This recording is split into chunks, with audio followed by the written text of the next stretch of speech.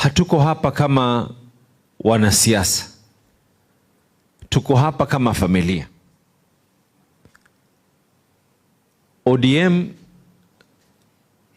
kuanzia uongozi mpaka wale ambao kwamba wako chini mashinani, sisi hatujichukulii kama wanasiasa, bali tunajichukulia kama ni familia.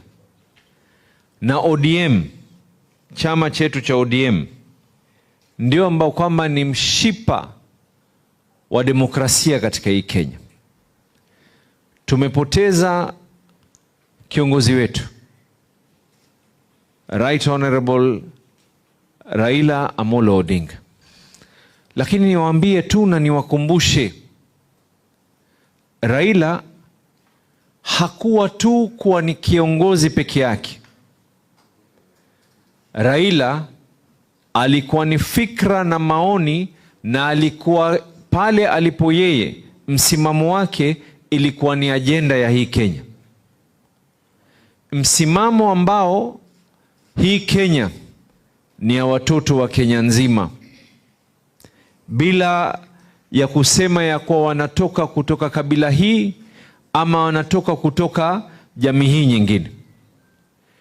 Yale ambayo kwamba yameweza kuachwa miaka 20, legacy ya ODM